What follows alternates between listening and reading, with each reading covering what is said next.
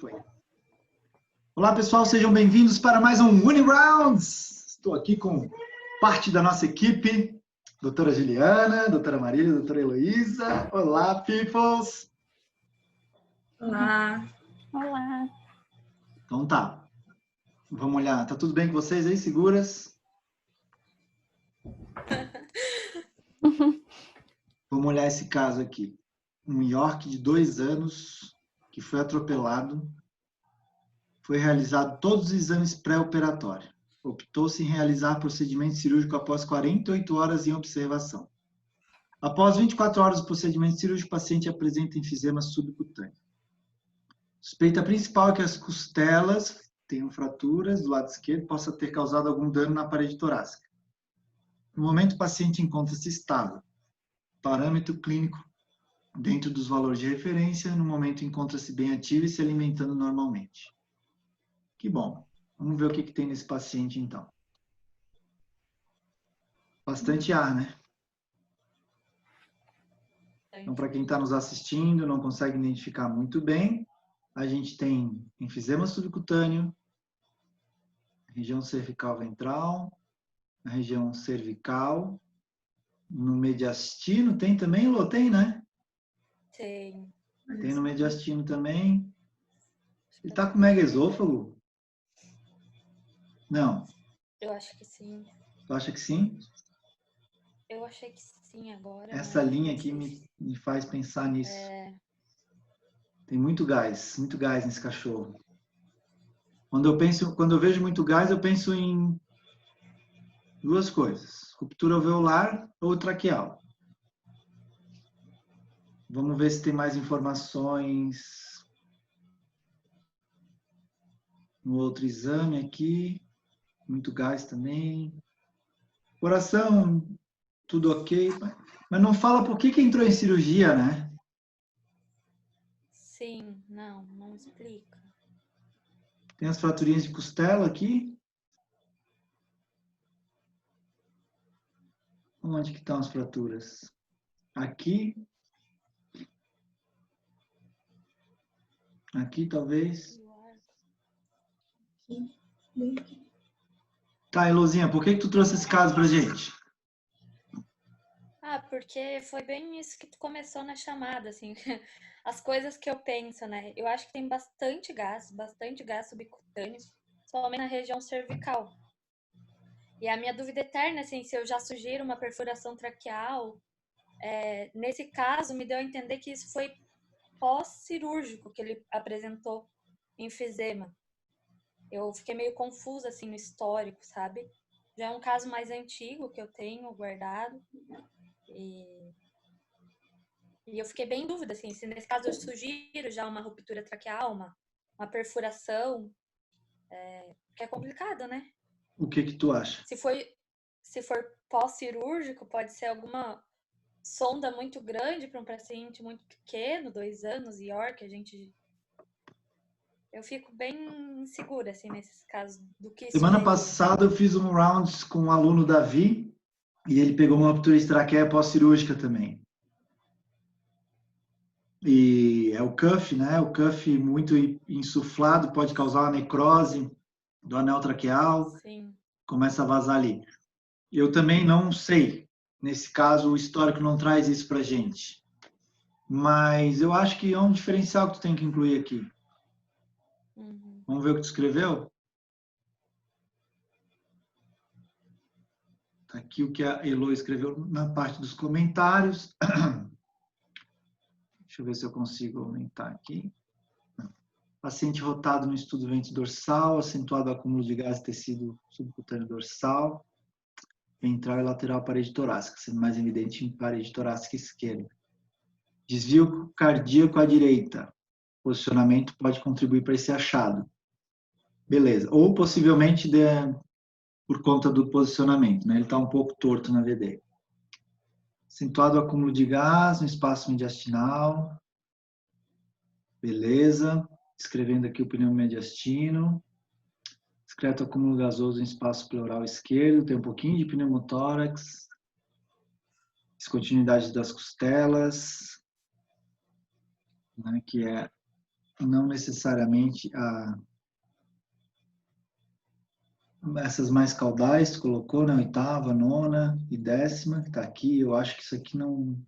Só posicionamento não deve estar fraturado também. Mas essa Aqui parece que tá. beleza? Oitava, esquerda, direita. Costelas supranumerárias. Beleza. Alguém quer falar alguma coisa? Desculpa, eu voltei sim. Alguém quer falar alguma coisa? Alguma sugestão? Nada? Silêncio total? Vamos ver aqui então, que essa é a parte mais importante. Importante pneumodiastino associado a discreto pneumotórax esquerdo e extenso enfisema subcutâneo adjacente à parede torácica esquerda. Podendo estar relacionado à laceração cutânea ou ruptura de fáscias musculares, correlacionada à pneumodiastino. Ruptura da musculatura intercostal ou parede torácica esquerda. Perfuração traqueal não é descartada. Beleza. E alveolar? Também, né? É. Eu acho que seriam os dois diferenciais nesse caso, Elô. Perfuração traqueal ou injúria pulmonar. Não sei, tá? Porque assim, eu acho que é traqueia. Mas como ele tem fratura de costela, só que também, se fosse ruptura alveolar, eu esperaria ver mais pneumotórax. Eu fiquei uma briga muito grande com isso, assim. Não... E daí quis juntar tudo isso numa frase, né? Porque eu acho que todos os achados se correlacionam. E aí a minha maior dificuldade é escrever isso. Tá, eu colocaria diagnósticos diferenciais. E eu acho que assim,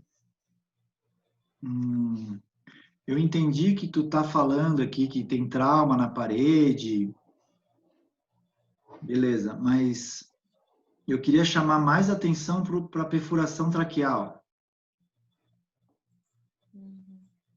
sabe?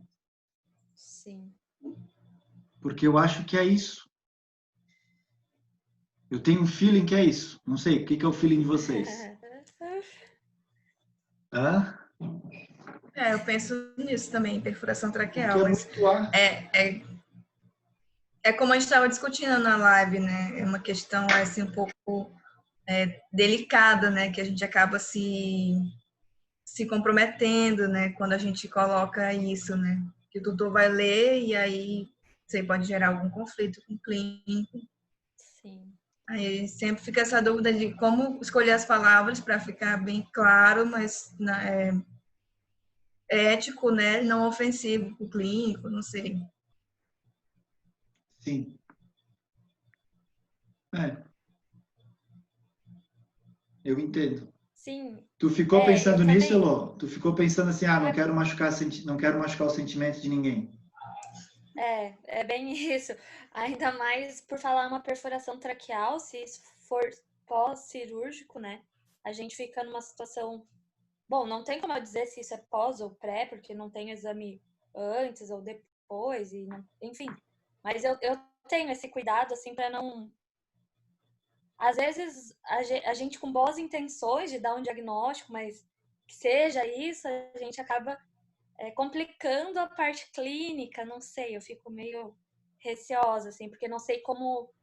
A gente sabe que isso pode acontecer na cirurgia, mas o proprietário, o tutor, não tem esse conhecimento, sabe? Sei muito bem. E sabe qual é a forma que eu resolvo isso? Ligando. Ligando e conversando. É uma das formas. A outra é tocando foda-se. Eu não estou nem aí para o que o clínico vai pensar de mim. Estou preocupado com o paciente. Às vezes isso pode soar assim, não sei o quê, não sei o quê. Sei lá, alguém pode pensar que é arrogância, alguém pode pensar que é ruim fazer isso, mas no fundo é autopreservação. Sim. Por quê?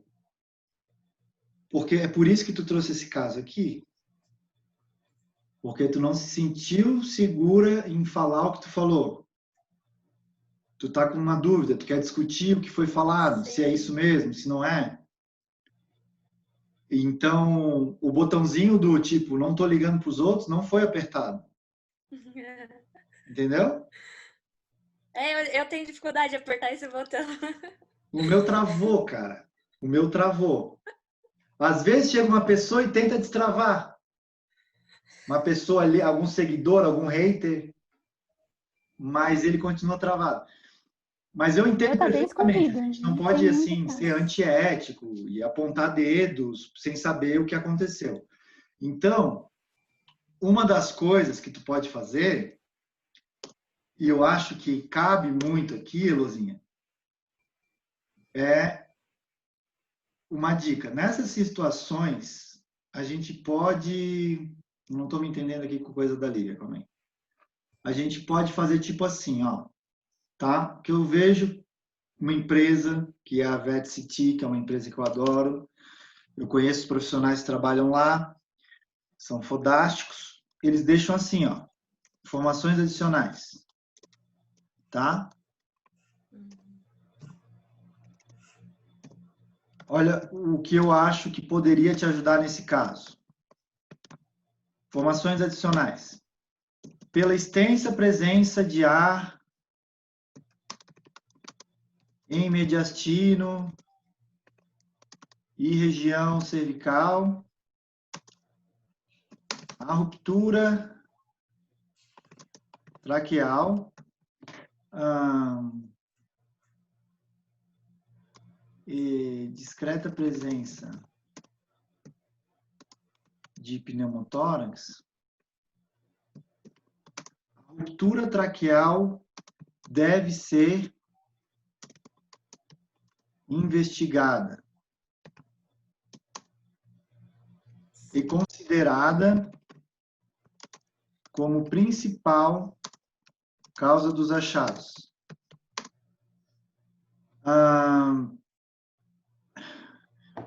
Pelo exame radiográfico, desculpa, eu vou botar aqui, ó, pelo presente estudo, é impossível determinar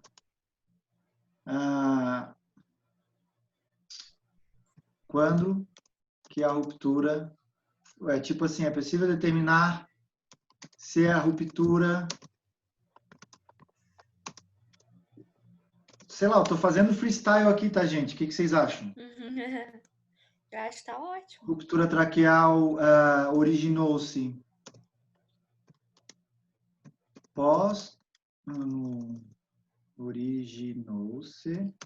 no pós ou foi resultado do trauma pós-cirúrgico. Se a gente tivesse uma prévia... Gente, sério isso? Um alarme que nunca tocou começou a tocar agora. CrossFit. Faz 2 meses que eu não vou no CrossFit e ele tocou agora, mas tudo bem. Cirúrgica, pós-cirúrgico ou é decorrente do trauma inicial. Entendeu? Sim. Ótimo. É bem isso, porque como eu não tinha esse histórico, eu até tinha colocado antes no meu laudo perfuração traqueal decorrente do procedimento cirúrgico, deve ser considerada. Eu falei, mas daí eu tô muito exposta, né? Tipo, tô falando uma coisa que eu não sei. Mesmo que eu sei que isso é uma causa, sabe? Aí eu tirei essa palavra. Eu entendo, mas assim, teu laudo tá ok, tá certo, é isso aí, show. Mas a gente não pode entregar o laudo ou sair de um laudo com essa pulguinha, com esse julgamento atrás. Putz, né, eu não queria machucar ninguém, mas eu sinto que eu podia ter falado mais aquilo. E aí uma forma que eu vejo que é boa de colocar é essa cartinha assim, sabe? Tipo, ó, considera isso aqui, não sei o quê, pá. É mais uma conversa aqui, entendeu? Sim. E às vezes cabe algum artigo aqui, quando não colocou na impressão, bota algum artigo. Tem, por exemplo, se fosse num gato, tem um artigo de gatos, né? Acho que foi, não lembro o N, mas eles fizeram esse estudo e viram que gatos podem ter ruptura traqueal por conta de pós-cirúrgico, enfim. Tem um artigo lá do Javman, de 2000 e... Putz, nem lembro. Mas o Hélio colocou na live semana passada esse artigo também. Uhum. Então dá para colocar aqui, se fosse um gato, por exemplo, né? Eu não lembro se tem de cão. Deve ter. A gente poderia ir atrás e colocar aqui. Mas, enfim, como esse histórico não ajudou muito a gente fica mais em cima do muro, e a gente não tem tantas informações, tem duas coisas. Ou é ligar, procurar, se informar, ou é deixar um laudo um pouquinho mais conversador, assim, conversativo, Uhum. né? Comunicável. Beleza? Tamo junto? Thiago, Diga, Mar. nesses casos, é legal sugerir traqueoscopia? Boa pergunta. Eu tenho essas dúvidas. Mar, nesse caso especificamente onde há uma dúvida, eu acho que a gente poderia indicar a traqueoscopia. Uhum. Mas quando a gente, por exemplo, é um cão que brigou, ou é um gato que saiu da cirurgia e aconteceu esse balão, virou um balão, aí eu acredito que o melhor é ir direto para a cirurgia. Porque a traqueoscopia não conserta, né? Ela só vê onde está o problema. Essa dúvida de localização, essas coisas, nesses casos de trauma eu fico em dúvida também se eu sugiro ou não. Traqueoscopia, vamos colocar aqui. Nesse caso, eu acho que é uma boa sugestão, tá? O que tu acha, Má? Tu que é a doutora expert em traqueia e pulmão. Não sou. Tu que tem que responder Eu essa só pergunta. trabalhei com bronquite crônica e broncomalácia. Traqueia. Até casos de cachorro atacado, assim, quando é briga, que vem aquele enfisemão, assim, região cervical. Eu fico sempre em dúvida se foi só da ruptura das fáscias ali e que está causando um pneumomediastino, ou se tem mais coisa, se pode ser a traqueia também. Eu sempre fico assim de afirmar qualquer uma das coisas e se sugiro traqueoscopia. Que é comum, né, vir aqueles casos que a cervical tá muito cheia e com um pneumomediastino. Não, e às vezes a ruptura de traqueia não aparece na hora também, ela vem depois que sai um pouco do edema, que quando fica edema parece que tapa ali, aí volta e o furinho fica mais aberto e volta e vai o ar, né? Também acontece isso.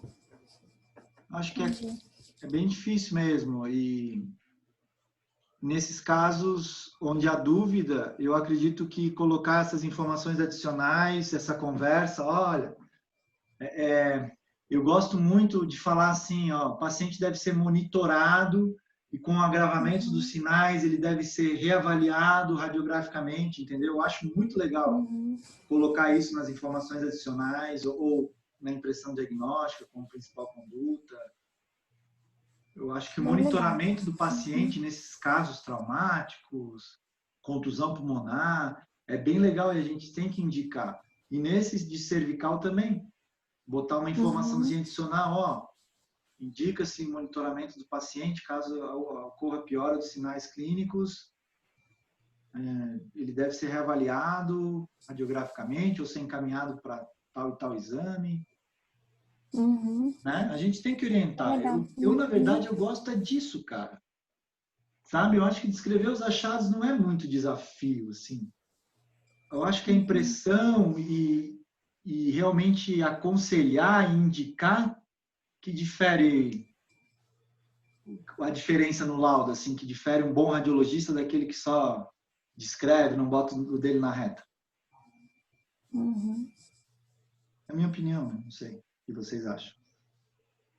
Eu concordo.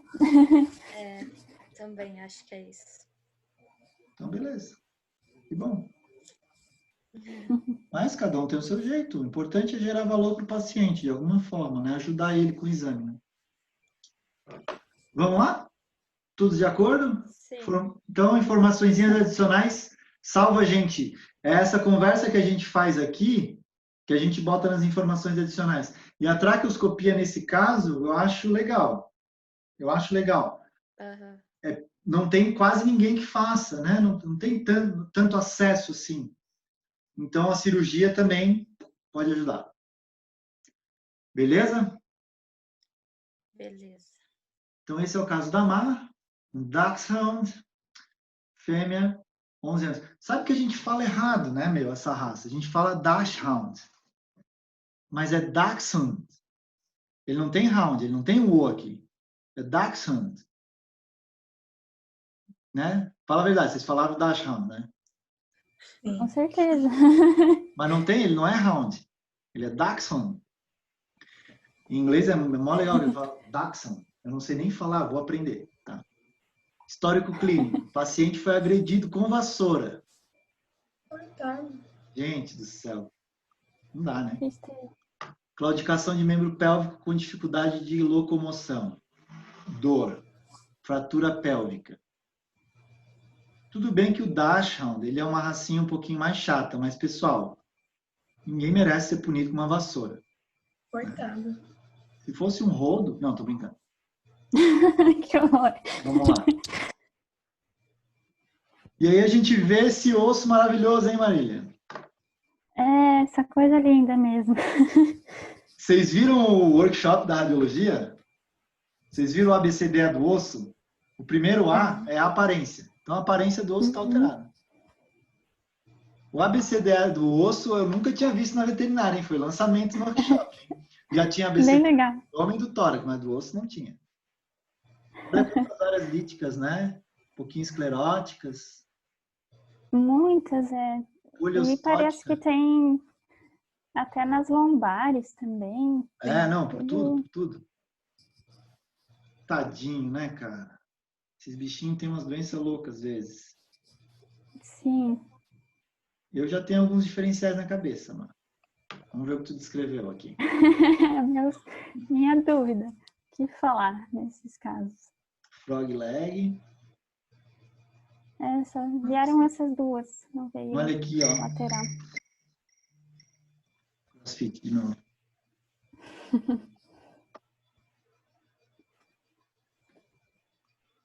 Que doido, né, cara? Muitas. Trabeculado ósseo bem alterado. Né? Não faz sentido nenhum com o histórico, né? Não é traumático. Parece que só as costelinhas que estão aparecendo que não tem, talvez. A gente pode ter alguém que está assistindo, às vezes, que não tem tanta experiência em avaliação e fica, às vezes, perder. Será que não é uma espondilosezinha aqui, gente? Espondilose aqui não vai fazer diferença na vida dele, tá? Nesse caso, não. Ele tem uma alteração óssea poliostótica, ou seja, envolve vários ossos. E isso que é importante para ele agora. Eu nem perco tempo, às vezes, descrevendo essas alterações mínimas aqui, porque não é o caso. Agora, se ele tivesse dor na coluna e não tivesse essas alterações ósseas, aí sim eu ia ficar em cima desses achadozinhos menores. Vamos ver o que tu descreveu, então, doutora Marília. Estudo radiográfico da pelve foi realizado em projeções vento-dorsal, paciente rotado nos estudos. Não é difícil posicionar um Dachshund, né? Vocês já posicionaram, vocês sabem que ele fica muito torto, até na calha. Sim. Imagina a dor, tadinho, né? E a dor também, coitado. Alteração trabecular do ósseo difuso dos ossos, inclusos no estudo, incluindo ossos da pelve, fêmures. Plural de fêmur é fêmures mesmo? Sempre tive essa dúvida. Ou é fêmurs? Eu não sei, eu já encontrei de tudo quanto é jeito. É muito feio fêmures, né? Fêmures, parece uma palavra bonita. A fêmea dos lêmures. Isso. Função proximal da tíbia, vértebra lombar, T13, contendo áreas amorfas, radiolucentes, multifocais, sugestivas de osteólise. Não há evidências de descontinuidade óssea. Discreto desvio medial de patela direita, lateralização posicional da patela esquerda, aumento das dimensões da silhueta renal. Olha que interessante, Maria, tu conseguiu ver isso? Realmente. Pois então, apareceu. Eu passei por esse achado. Olhei rápido e perdi. Mas olha só o tamanho.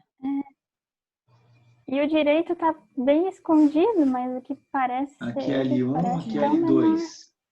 Então, L2, ele poderia ter 3 vezes e meia. Tá ali no limite superior mesmo, né? Tá um pouquinho maior do que deveria. Uhum. E aqui tá o direito. Massa. Então, vamos lá para a tua impressão diagnóstica. Osteólise multifocal e poliostótica, afetando os ossos da pelve, fêmur e vértebras. Diagnósticos diferenciais incluem mieloma múltiplo. O principal diagnóstico diferencial é esse aqui. Vamos ver o que ela trouxe de mais. Neoplasia óssea metastática. Seria uma metástase violenta. Ao menos provável. Uhum. Mas E tudo nesses bem. casos aí, pode afetar tudo da mesma forma, né? Apesar de ser menos Sim. provável, né? Ou linfoma. O linfoma pode fazer o que ele quiser da vida dele, né? Linfoma é o tipo louco. Osteomielite hematógena, incluindo leishmania fúngica, também não pode ser descartada. Também não pode, menos provável também. Mieloma é o principal. Henomegalia esquerda, diagnóstico diferenciais de nefromegalia compensatória, hidronefrose ou neoplasia. Sugere citologia aspirativa ou biópsia óssea dos fêmures, proximal, ilho, isquio, para elucidação diagnóstica. Dosagem de proteína de Benson Jones na urina, como auxílio. Top. Por que procura Benson Jones na urina numa suspeita de mieloma múltiplo?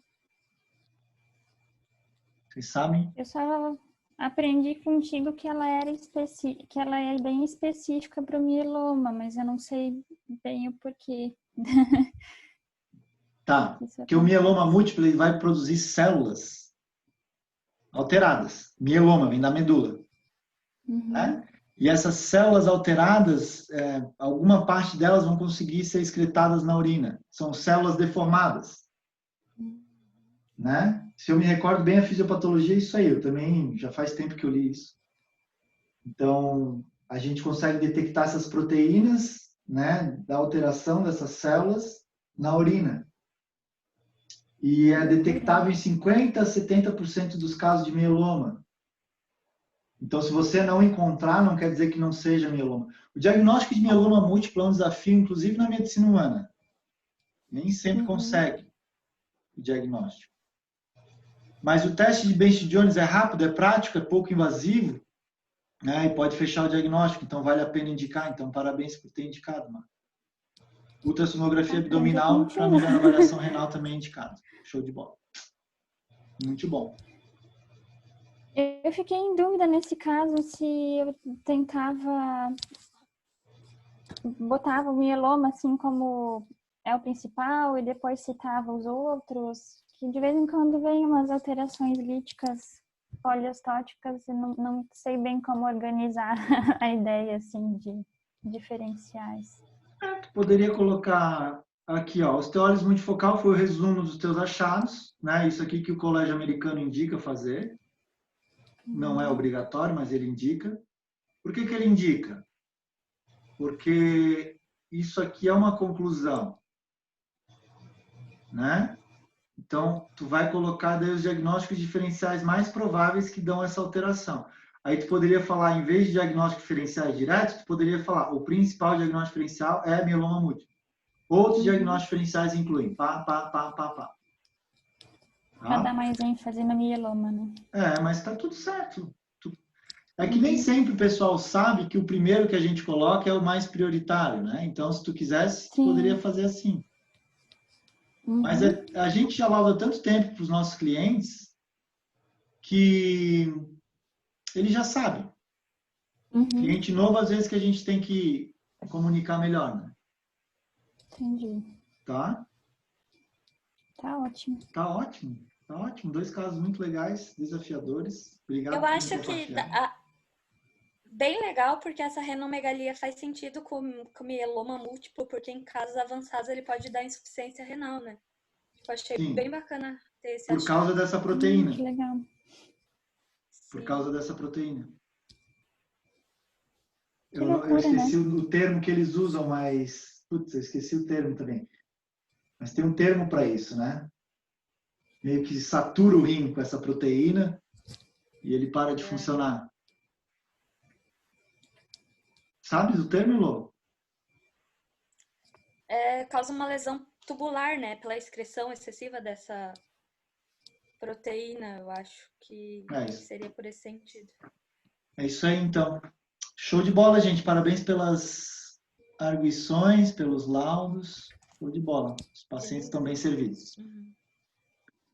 Fechou? Alguma consideração? Não? Então, fechou. Gente, obrigado por estarem aqui com a gente nesse Unirounds. Até a próxima. Deixa eu me achar aqui que eu tô com coisa da Lívia. Aqui. Pause.